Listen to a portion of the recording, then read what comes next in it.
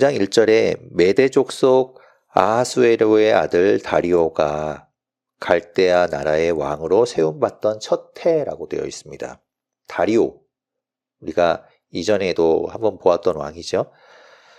어디에서 나왔었나요? 다니엘 6장에 나왔었습니다. 다니엘 6장에 이 다니엘이 사자굴에 들어갈 때 이야기를 우리가 기억하실 텐데, 그때의 왕이 바로 다리오입니다. 다리오 왕 때에 고관들이 다니엘을 시기하여서 이제 고발하고 그것 때문에 사자굴에 들어가게 됐던 이야기를 기억하실 텐데, 9장 1절에서는 그 메대족 속 아하수에로의 아들 다리오가 이제 왕으로 세워졌을 때, 왕 위에 올랐을 때를 이야기하고 있죠. 여기서 보시면 아하수에로라는 이름이 등장합니다. 아하수에로라는 이름도 우리가 다른 성경에서 보았었죠. 에스더서에 보면 그 왕의 이름이 아하수에로입니다. 바사 제국의 왕이었죠. 그래서 이 사람이 그 사람이냐라고 헷갈릴 수 있는데 사실은 그렇지 않습니다. 아하수에로라는 이름은 명칭입니다. 왕을 뜻합니다. 그래서 아하수에로 그러면 바사 제국의 왕을 이야기하죠. 그리고 다리오라는 이름도 6장에서도 나왔던 이 다리오라는 이름은 왕을 이야기합니다. 왕. 그러니까 왕을 이야기하는 것이지 그의 이름을 이야기하는 것이 아니라는 것을 우리가 기억해야 됩니다. 그래야만 이게 헷갈리지 않고 서로 다 같은 사람이라고 생각하는 것을 막을 수 있죠. 이게 비슷한 것이 그러니까 이집트의 왕을 파라오라고 하죠. 그것이 이제 성경에서는 바로라고 이야기하는데, 그 바로가 계속 이제 같은 사람처럼 등장합니다. 그런데 이제 사실은 이집트의 왕을 지칭하는 그 명칭이라고 보시면 되겠죠. 그렇게 이제 생각하시는 것처럼 이 아하수에로와 다리오도 왕을 나타낸다라고 보시면 될 것 같습니다. 그렇다면 이 다리오 왕을 누구를 말하는 것이냐? 그래서 이제 학자들은 이 다리오 왕이 고레스, 그 바사 제국의 고레스를 이야기한다라고도 보고, 또 고레스와 관련된 사람이라고 또 보기도 하고, 여러 가지 정확하게 누군지를 알 수 없기 때문에 좀 의견이 분분하긴 하지만 대체로 이제 고레스 왕이라고 보는 견해가 좀 많지요. 그래서 그렇게 보게 된다면 지금 이제 70년 포로기가 끝나고 이제 고레스 왕이 이스라엘 백성들을 다 돌아가도록 하지요. 우리가 이제 에스라서에서 보았던 것처럼 그 이스라엘 백성들을 돌아가게 합니다. 그런 이야기들을 기억하실 텐데, 그렇다면 지금 이 9장에서 이 다니엘은 이제 이스라엘 백성들이 돌아가게 된 것을 깨닫게 된 거죠. 왜 그렇게 그들이 돌아갈 수 있었는가를 생각해 본 겁니다. 그런데 그러다가 책을 통해서 그것을 깨닫게 된 거죠. 어떤 책인가 하면 예레미야 선지자의 그 책을 보게 된 겁니다. 근데 거기에 보니까 그 바벨론 포로기 그 연수가 기록되어 있는 것을 보게 되죠. 그래서 2절 끝에 보면 70년 만에 그치리라 하신 것을 보게 된다는 겁니다. 예레미야 25장 11절과 12절에 보면 예레미야가 70년 포로기에 대한 그 예언을 하고 있는 것을 볼 수 있고, 또 29장 10절에서도 70년에 대한 이야기를 하고 있습니다. 그러니까 이 다니엘이 그 말씀들을 보았겠지요. 그래서 이 70년에 대한 것을 깨닫게 된 겁니다. 그것을 깨닫게 된 다니엘이 3절부터 이제 그가 금식하며 베옷을 입고 죄를 뒤집어 쓰고 하나님 앞에 나아가서 기도하며 간구하기 시작합니다. 하나님 앞에 이제 회개의 기도를 하게 되는 거죠. 참회의 기도를 하게 됩니다. 그러면서 4절에 보면 내 하나님 여호와께 기도하며 자복하여 이르기를 크시고 두려워할 주 하나님, 주를 사랑하고 주의 계명을 지키는 자를 위하여 언약을 지키시고 그에게 인자를 베푸시는 이시여 하며 하나님의 속성을 기대서 하나님의 속성에 근거하여서 기도하기 시작하죠. 그러면서 이어지는 내용을 보게 되면 그가 이 자기 민족의 죄를 가지고 회개하며 나아갑니다. 하나님, 저희가 잘못했습니다. 하나님 말씀 듣지 않았습니다. 라고 이제 회개하는 내용의 기도를 올리게 되죠. 11절에 보면 하나님이 말씀하신 것을 우리가 듣지 않았습니다. 라고 이야기하면서 11절에 온 이스라엘이 주의 율법을 범하고 치우쳐 가서 주의 목소리를 듣지 아니하였으므로 이 저주가 우리에게 내렸은즉 하나님 말씀 듣지 않아서 우리가 벌을 받았습니다. 곧 하나님의 종 모세의 율법에 기록된 맹세대로 되었사오니 하나님의 율법, 하나님께서 주신 그 율법대로 되었습니다. 그 율법에 주님께서 말씀하신 대로 되었습니다. 라고 이야기하면서 우리가 범죄했습니다. 우리가 잘못했습니다. 라고 회개하지요. 모세의 율법에 보면 레위기 26장과 신명기 28장에 하나님께서 말씀하신 축복과 저주의 말씀이 있죠. 하나님께 순종하면, 하나님 말씀에 순종하면 너희가 이런 복을 받고 하나님 말씀에 순종하지 아니하면 너희에게 이런 화를 내리게 될 것이다 라고 말씀하셨던 것을 다니엘이 기억한 겁니다. 그래서 그 말씀대로 우리가 하나님 말씀에 순종하지 아니하여서 이런 하나님께서 말씀하셨던 그 화를 우리가 당하게 되었습니다 라고 이제 하나님 앞에 자백하고 있는 것이죠. 13절에도 이야기하죠. 모세의 율법에 기록된 대로 이 모든 재앙이 이미 우리에게 내렸사오나 우리는 우리의 죄악을 떠나고 주의 진리를 깨달아 우리 하나님 여호와의 얼굴을 기쁘게 하지 아니하였나이다. 그렇게 하나님 앞에 이제 회개하지요. 그러면서 16절에 주여 구하옵나니 주는 주의 공의를 따라 주의 분노를 주의 성 예루살렘 주의 거룩한 산에서 떠나게 하옵소서. 하나님 이제 분노를 거두어 주십시오. 하나님의 70년의 때가 이제 끝났지만 하나님 우리를 다시 회복시켜 주시고 우리를 다시 붙들어 주십시오 라는 내용이지요. 18절 중간에 보면 이렇게 이야기합니다. 우리가 주 앞에 간구하옵는 것은 우리의 공의를 의지하여 하는 것이 아니요 하나님의 긍휼을 구하는 것이다. 주의 큰 긍휼을 의지하여 함이니이다 라고 기도합니다. 그러면서 19절에 보게 되면 주여 들으소서 주여 용서하소서 주여 귀를 기울이시고 행하소서라며 주님 앞에 기도하고 있는 이 다니엘의 기도를 들을 수 있지요. 자, 그때 이제 20절부터 하나님께서는 이 기도하고 있는 다니엘에게 하나님의 천사를 보내십니다. 그래서 그가 나타나서 다니엘에게 그 기도에 대한 응답으로 하나님의 말씀을 전해주지요.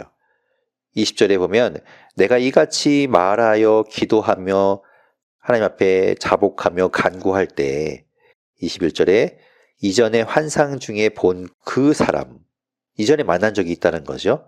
이전에 본 적이 있는 그가 나타났다. 누군가 가브리엘이 나타났다는 거죠. 가브리엘 천사가 나타난 겁니다. 어디에서 나타났습니까? 앞장인 8장에서 가브리엘이 수산성 을레 강가에서 다니엘을 만났죠. 가브리엘이. 그런데 지금 여기서 또 다시 한번 나타난 거죠. 그래서 다니엘이 이제 이 가브리엘을 보게 된 겁니다. 가브리엘이 이야기합니다. 22절을 중간에 보면 다니엘아 내가 이제 내게 지혜와 총명을 주려고 왔느니라. 그러면서 23절에 이런 말씀을 하세요. 내가 기도를 시작할 즈음에 명령이 내렸으므로 기도를 시작할 때 이미 하나님께서는 응답하셨다는 거예요. 우리는 기도하면 그 기도가 다 끝나고 우리 하나님이 들으시고 판단하실 거라고 생각하지만 하나님께서는 이미 다 알고 계시기 때문에 우리가 기도를 시작하는 순간 그에 대한 응답을 하나님께서 가지고 계시다라는 거죠. 그것이 이제 이 가브리엘 천사를 통해서 다니엘에게 전달이 되는 겁니다. 24절에 보면 이제 내 백성과 내 거룩한 성을 위하여 70이레를 기한으로 정하였나니 70이레의 환상을 보게 됩니다. 그러니까 70이레라는 것이 무엇이냐, 이게 어떤 것을 뜻하는 것이냐에 대해서 이게 성경에서 가장 난해한 구절이라고도 이야기합니다. 이게 무엇인지를 정확하게 알 수가 없어요. 그러니까 70이레라는 것이 1에는 7이죠. 그리고 1은 70이죠. 많은 학자들은 보통 490년을 이야기합니다. 70 곱하기 7 해서 490, 490년을 이야기하는데 실제로 진짜 490으로 떨어지지도 않아요. 그러니까 이게 정확하게 뭘 뜻하는 것인지에 대해서 여러 의견이 분분하죠. 근데 보통은 그러니까 이걸 490년으로 따지게 되면 예수님이 나타나시는, 왜 그렇게 생각하는가 하면 24절 끝에 보면 지극히 거룩한 이가 기름 부음을 받으리라 라고, 그러니까 70이레가 지나고 나면 받는다고 했기 때문에 예수님께서 기름 부음을 받으시는, 예수님께서 등장하시게 되는 그때를 이제 490년이 끝나는 기한으로 정하게 된다면 그렇게 거꾸로 거슬러 올라가면 이제 뭐 490년이 언제냐라고 이제 계산해 볼 수 있겠지만 그렇게 보기에도 좀 뭔가 좀 석연치 않죠.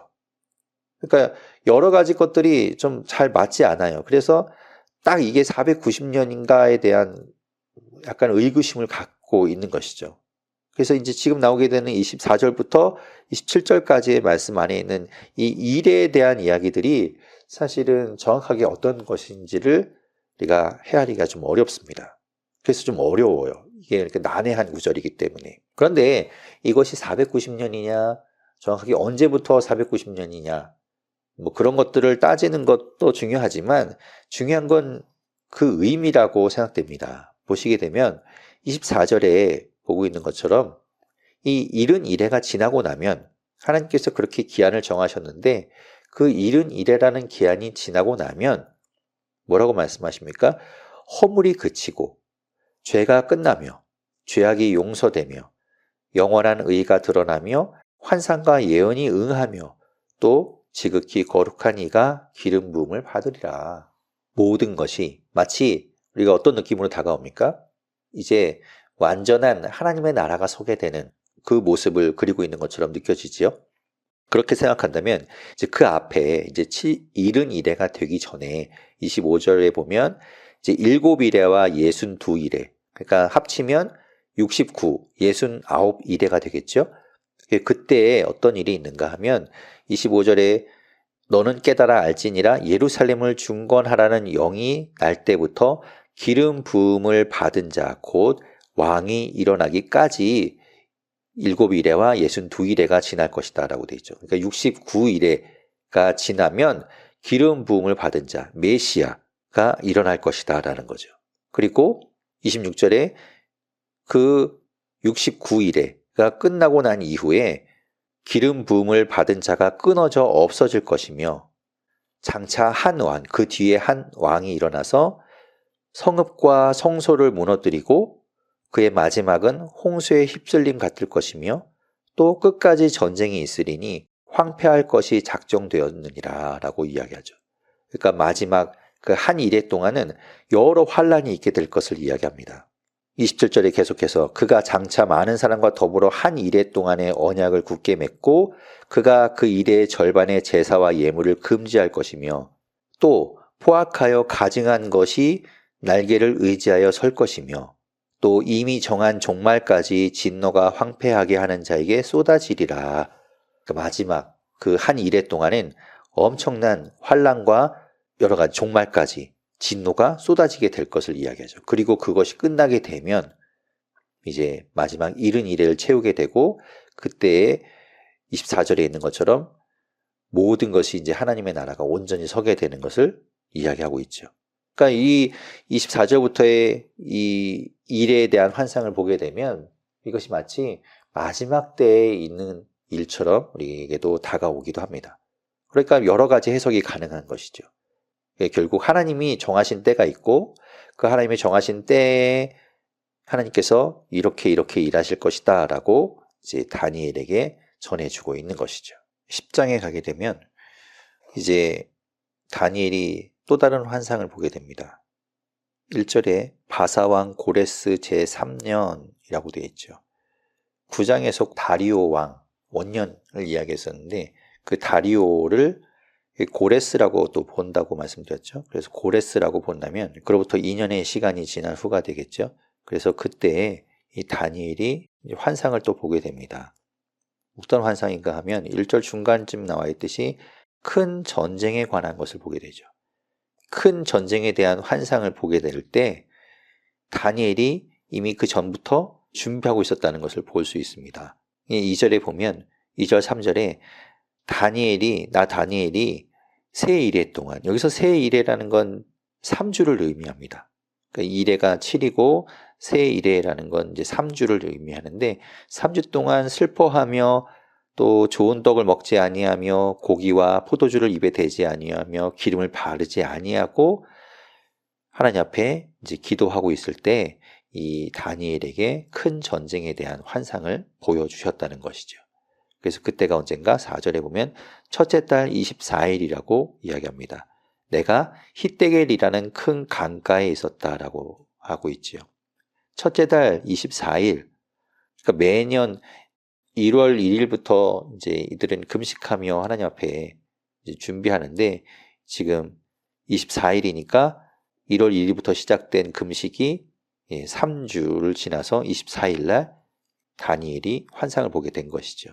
그가 히데겔이라는 강가에 있었다라고 이야기합니다. 여기서 말하는 히데겔은 티그리스 강을 의미합니다. 티그리스 강가에, 큰 강가에 서 있었는데 그때 환상을 보게 되죠. 어떤 환상인가 하면 5절에 보니까 내가 눈을 들어 바라본즉 한 사람이 세마포 옷을 입고 허리에는 우바스 순금띠를 띠었더라.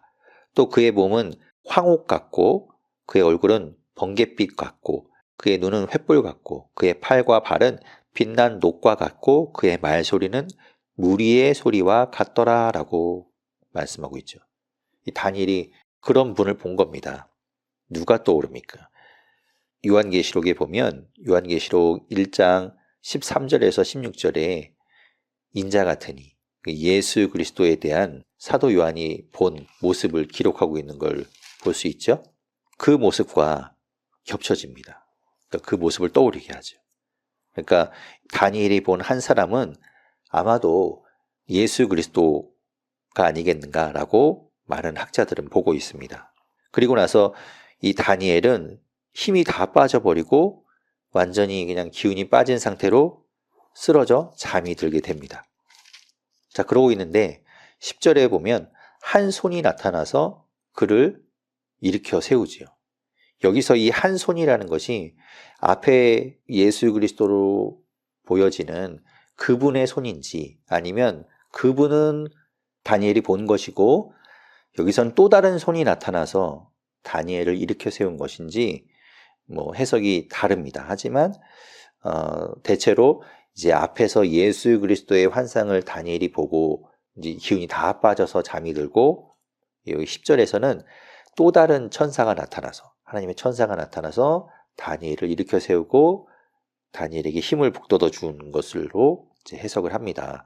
그래서 그 한 천사는 또 누군가 알 수 없는, 우리가 누군지 이름이 나오지 않기 때문에 알 수 없는 천사라고도 이야기하고 아마도 앞에서 나왔던 가브리엘 천사가 아닐까라고도 보기도 하죠. 아무튼 하나님의 천사가 나타났다는 겁니다. 그래서 그 천사가 그 다니엘을 일으켜 세우고 그에게 힘을 북돋워 주었다는 거죠. 12절에 보면 그가 말하지요. 다니엘아 두려워하지 말라. 내가 깨달으려 하여 내 하나님 앞에 스스로 겸비하기로 결심하던 첫날부터, 그러니까 내가 하나님 앞에 내가 겸비하고 아까 다니엘이 이제 세 일해 동안 기도했다고 했는데 그 첫날부터 내 말이 응답받았으므로 라고 이야기하죠. 아까도 이야기했지만 이 9장에서도 이야기했듯이 하나님께서는 기도를 시작하는 그때부터 이미 응답을 가지고 계시다는 거예요. 응답을 하신다는 거죠.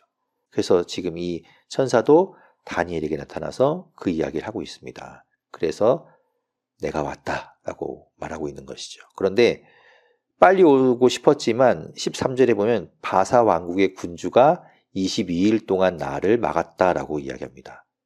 어느 왕이 감히 천사가 가는 길을 막을 수 있겠습니까? 그래서 여기서 이제 이 군주라는 바사 왕국의 군주를 보통은 이 바사 제국, 바사 왕국을 다스리던 사탄으로 이제 보기도 합니다. 그래서 영적 싸움을 벌이다가 이제 늦게 온 것으로 해석을 하죠. 자, 그러고 있는 가운데 이제 미가엘이 도와줘서 왔다라고 이야기합니다. 그러면서 14절에 그가 이제 보이게 될 환상은 내가 마지막 날에 내 백성이 당할 일을 내게 깨닫게 하러 왔다라고 이야기하죠. 그리고 이 환상이 오랜 후의 일이다라고 이야기합니다. 그러니까 먼 미래, 앞으로 나중에 있을 일에 대해서, 너의 백성이 당할 일에 대해서 너에게 알려주려고 왔다라고 말하고 있습니다. 그런 이야기들 들으니까, 그 큰 전쟁에 대한 이야기, 그런 것들을 들으니까 다니엘이 감당할 수 없죠. 그래서 16절 뒷부분 보면 내 주여 이 환상으로 말미암아 근심이 내게 더함으로 내가 힘이 없어졌나이다. 이걸 내가 어떻게 감당합니까? 라고 말하는 것이죠. 그런데 이제 19절에 또 이야기합니다. 큰 은총을 받은 사람이요. 아무에게나 보여주는 건 아니죠. 하나님이 그런 큰 일에 대해서 이야기해 주는 건 정말 큰 은총이라는 거예요. 그래서 큰 은총을 받은 사람이요. 두려워하지 말라. 평안하라, 강건하라, 강건하라 라고 이야기하면서 이제 들려주는 겁니다. 20절에 보면 그가 이르되 내가 어찌하여 내게 왔는지 내가 아느냐. 이제 내가 돌아가서 바사 군주와 싸우려니와 내가 나간 후에는 헬라의 군주가 이를 것이라. 이제 바사 제국과 싸워서 바사 제국이 이제 곧 멸망하게 될 것이고 그 뒤에 헬라가 일어나게 될 것을 이제 이야기해 주죠. 11장 1절은 10장에 포함된다라고 보는 것이 합당합니다. 그래서 보면 11장 1절에 내가 또 메대 사람 다리오 원년에 9장에서 보았던 그 다리오 원년에 일어나서 그를 도와 그를 강하게 한 일이 있었느니라 라고 이야기하는데 여기서 말하는 그는 누구인가? 여기서 말하는 그는 10장 21절에 끝에 나오는 미가엘 천사를 말합니다. 그러니까 여기서 말하는 이 천사가 계속해서 이야기하면서 메대 다리오 원년에 미가엘 천사와 함께 했고 그 미가엘 천사를 강하게 한 일이 있었다라고 이야기하는 것이죠. 그러니까 어떻게 보면 바벨론이 멸망을 하고 이 메대 다리오, 그러니까 새로운 제국이 바벨론을 멸망시키게 된 이 모든 일 가운데 이 천사들이 함께 하면서 천사들이 그 하나님의 뜻을 이루기 위해서 천사들이 애를 쓰고 함께 도와서 그 일들을 이루어 갔다라는 것을 보여주는 말씀이라고 볼 수 있겠죠. 2절부터는 다니엘이 본 새로운 그런 얘기라고 볼 수 있죠. 이 환상은 10장 1절에서 큰 전쟁에 관한 것이다 라고 했던 그 말씀에 해당되는 내용입니다. 그래서 보시게 되면 이제 11장 2절부터 나오는 마지막 11장 45절까지의 말씀이 다 전쟁에 관한 이야기예요. 남방과 북방이 서로 전쟁에 대한 이야기들이 계속 등장합니다. 그래서 이 부분은 이제 세계사와 관련이 있기 때문에 헷갈리고 그렇습니다. 그래서 뭐 전체적으로 이제 이 이야기를 좀 드리게 되면, 자, 2절에 보면 내가 참된 것을 내게 보이리라. 보라, 바사에서 또 새 왕들이 일어날 것이요. 이제 바사 제국, 이제 페르시아에서 새 왕이 일어난다라고 이야기하죠. 그 후에 넷째 왕이 일어나게 되는데 그 넷째 왕은 힘이 부요하다라고 이야기합니다. 그리고 강하다고 이야기하죠. 그래서 이게 이제 순서대로 네 번째 일어나는 왕이라고 보기에는 좀 어렵고, 그럼 이 넷째 왕이라는 것이 누구를 이야기하는가? 바로 그 아하수에로 중에 하나인 크세르크세스 1세를 이야기합니다. 이 사람이 누군가 하면 에스더서에 나오는 왕입니다. 아하수에로 왕. 그러니까 이 아하수에로 에스더서에 나오는 그 아하수에로 왕 크세르크세스 1세는 굉장히 부유했고 그리고 강대한 군사력을 가지고 있었습니다. 그래서 보시면 2절 끝에 있는 것처럼 모든 사람을 동원하여 헬라 왕국을 친다라고 되어 있죠. 그래서 실제로 그 페르시아가 그때 당시에 이제 그리스를 침범해 갑니다. 그래서 그때를 배경으로 하는 영화가 이제 300이라는 영화가 있죠. 그러니까 그렇게 이제 가지만 이제 실패하지요. 그리고 돌아옵니다. 그런데 이제 그 후에 3절에 보면 장차 한 능력 있는 왕이 일어난다라고 되어 있습니다. 이 왕은 누군가 하면 이제 그리스 헬라의 알렉산더 대왕을 의미합니다. 그래서 이 왕이 일어나서 페르시아를 이제 무너뜨리게 되지요. 그리고 인도까지 세력을 넓혀가게 됩니다. 그렇게 이제 알렉산더 대왕이 크고 강성해져 가지요. 하지만 4절에도 보지만 그가 강성할 때에 그의 나라가 갈라져 천하사방에 나누일 것이나 그의 자손에게로 돌아가지도 아니할 것이요. 알렉산더 대왕의 아들들에게 그의 나라가 물려지지 않습니다. 대신에 그 나라가 흩어지게 됩니다.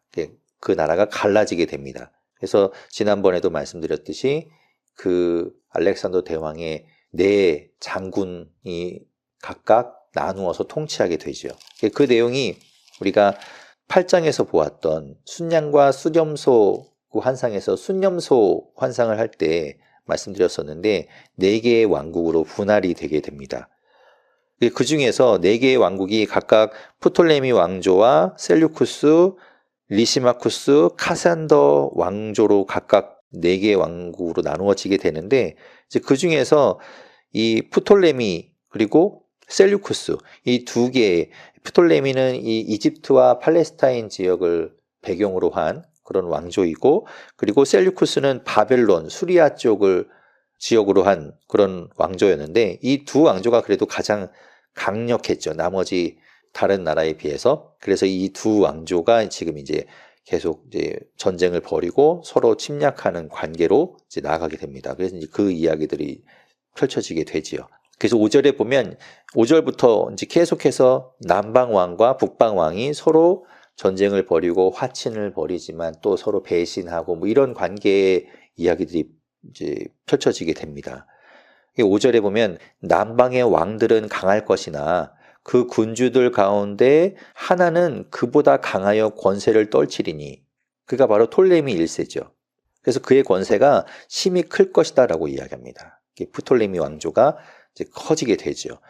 6절에 보면 몇 해 후에 그들이 서로 단합하리니 곧 남방 왕의 딸이 북방 왕에게 가서 화친하리라 라고 되어 있습니다. 이 남방 왕은 톨레미 2세입니다. 그래서 그의 딸인 베레니스가 북방 왕은 그 셀류쿠스 왕조의 안티오쿠스 2세를 이야기하는데 그와 이제 결혼을 하게 되죠. 그런데 결국에는 뭐 암살을 당하고 뭐 이렇게 버림을 받게 됩니다. 그리고 7절에 보면 그 공주의 본 족속에게서 난 자 중에 한 사람, 그는 톨레미 3세가 됩니다. 그 톨레미 3세가 북방 왕의 군대를 치러 가죠. 이제 복수하러 갑니다. 그 북방 왕은 셀류쿠스 2세를 이야기하고 그리고 가서 이제 전쟁을 벌이고 많은 노략품들을 가지고 이제 돌아오게 되죠.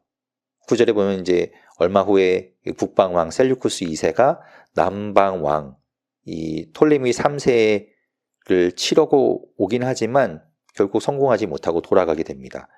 그런데 10절에 보면 그의 아들들 셀류쿠스 3세 그리고 안티오쿠스 3세가 이제 전쟁을 준비해서 쳐 내려오게 되지요.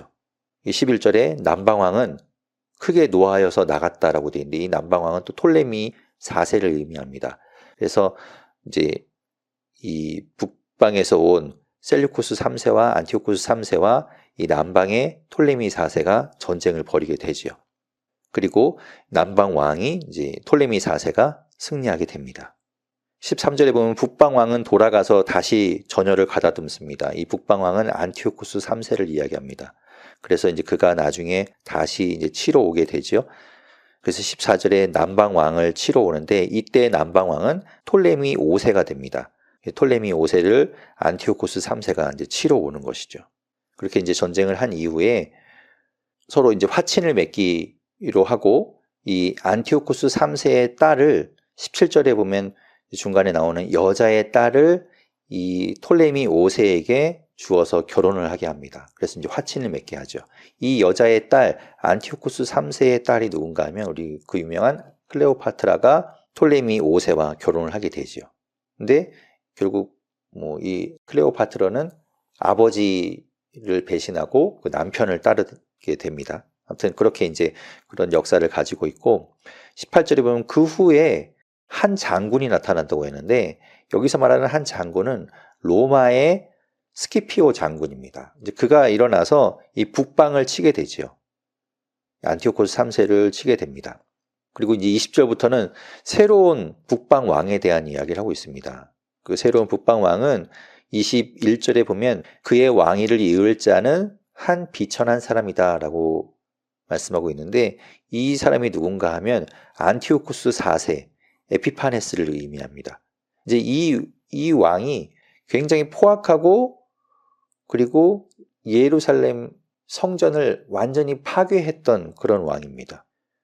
그가 이제 북방의 왕이 되어서 25절에 보면 남방을 또 공격하게 되지요.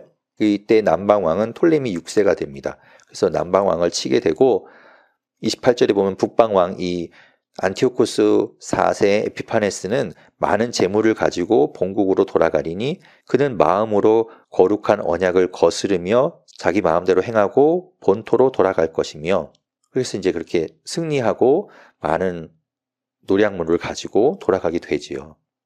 그런 와중에 안티오코스 4세 에피파네스는 어떤 일을 하는가 하면 이 예루살렘에 있는 이 성전을 더럽히는 일을 합니다.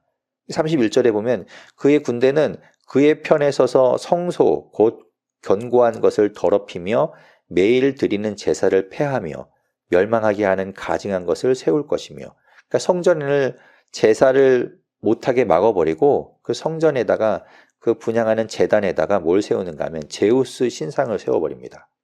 그러니까 완전히 성전을 더럽혀버린 것이죠. 그렇게 만들어버리고 제사도 못하게 만들고, 그러니까 완전히 이 성전을 못쓰게 만들어버리는 일을 해버린 것이죠. 그의 악행이 계속해서 이제 계속 기록되어 있습니다. 그가 그렇게 많은 하나님의 백성을 환난 가운데 빠뜨리게 됩니다. 그리고 이제 40절에 보면 마지막 때에 남방왕이 그와 힘을 겨룰 것이나 라고 되어 있습니다. 근데 여기서 이제 이 마지막 때의 남방왕과 북방왕에 대해서 어떻게 해석해야 되는가에 대한 것들도 또 의견들이 많이 나누지요. 이 마지막 때라고 분명히 거론하고 있기 때문에 이것이 어떤 때를 의미하느냐, 실제로 이제 종말의 때를 의미하느냐, 아니면 그것이 아니라 그냥 요 역사적인 이야기의 끝을 이야기하는가, 뭐 의견이 나누어지는 것이죠. 그래서 그냥 요 지금까지 나온 이 북방왕과 남방왕, 이 셀류쿠스 왕조와 톨레미 왕족 사이에 이제 전쟁에 대한 것의 끝을 이야기하는 것이라고 본다면 40절에서 남방왕은 톨레미 6세를 의미하고 북방왕은 안티오쿠스 4세를 의미해서 이제 서로 전쟁을 벌이는 그런 이야기들로 이제 이해할 수 있을 것이고, 이 마지막 때를 종말의 때로 본다고 한다면 남방왕과 북방왕은 다르게 해석이 될 수 있겠죠. 이제 적그리스도와 하나님의 사이의 전쟁으로 이제 해석이 가능합니다. 근데 보시면 이제 뒤에 12장에서 우리가 최후의 마지막 종말의 때에 일어날 일들을 보게 될 텐데, 그때와 연결시켜 본다면 40절의 이 마지막 때를 종말의 때 최후의 일로 우리가 얼마든지 해석할 수 있는 여지가 있는 것이죠. 12장의 1절에 말씀하죠. 그때, 이때는 이제 마지막 때를 의미합니다. 그래서 마지막 때에 내 민족을 호위하는 큰 군주 미가엘 천사가 일어날 것이고, 또 환란이 있게 되고 그때까지 없었던 엄청난 환란이 있게 될 것을 이야기하면서 1절 끝부분에 되면 내 백성 중에 책에 기록된 모든 자가 구원을 받을 것이다 라고 되어 있죠. 하나님의 생명책에 기록된 자들은 구원을 받게 됩니다. 그리고 2절에 보면 이제 구약에서 이 부활에 대해서 아주 명확하게 또 명백하게 드러나는 선구인데, 땅에 티끌 가운데에서 자는 자, 그들 중에서 많은 사람들이 깨어나 일어나게 될 터인데, 그때 영생을 받는 자도 있을 것이고 반대로 수치를 당하여서 영원히 부끄러움을 당하게 될 자도 있을 것이다 라고 말씀하시죠. 그러니까 마지막 때에 부활이 있을 것이고 그때에 최후 심판을 받게 돼서 영생과 또 영원한 사망의 길로 가게 될 것이다 라고 말씀하고 있습니다. 그래서 3절에 보면 지혜 있는 자는 궁창의 빛과 같이 빛날 것이고 그때에 많은 사람을 옳은 대로 돌아오게 하는 자는 별과 같이 영원토록 빛나게 될 것이다 라고 말씀하고 있죠. 그러면서 4절에 말합니다. 다니엘아, 마지막 때까지 이 말을 간수하고 이 글을 잘 지키고 있어라. 봉함하라. 많은 사람이 빨리 왕래하며 지식을 더하리라 라고 이야기해 주고 있습니다. 그러면서 5절부터는 이 다니엘이 두 사람을 보게 됩니다. 하나는 강 이쪽에, 하나는 강 저쪽에 선 두 사람을 보게 됐는데 6절에 보면 그 중에 하나가 세마포 옷을 입은 자, 곧 강물 위쪽에 있는 자에게 이르되, 여기서 세마포 옷을 입은 자, 그는 10장 5절과 6절에서 보았던 그 세마포 옷을 입고 있던 그 바로 예수 그리스도를 의미하는 것이겠죠. 그래서 예수 그리스도를 보게 되고 그 예수 그리스도에게 한 사람이 질문합니다. 6절 뒷부분을 보면 이 놀라운 일의 끝이 어느 때까지겠느냐라고 물어보지요. 근데 그 세마포 옷을 입은 그분께서 7절에 말합니다. 자기의 좌우 손을 들어 하늘을 향하여 영원히 살아계시는 이를 가리켜 맹세하여 이르되 반드시 한때, 두때, 반때를 지나서 성도의 권세가 다 깨지기까지이니 그렇게 되면 이 모든 일이 다 끝나리라 라고 말씀하죠. 그래서 또 한때, 두때, 반때, 우리가 7장에서 보았던 7장 25절에서 보았죠.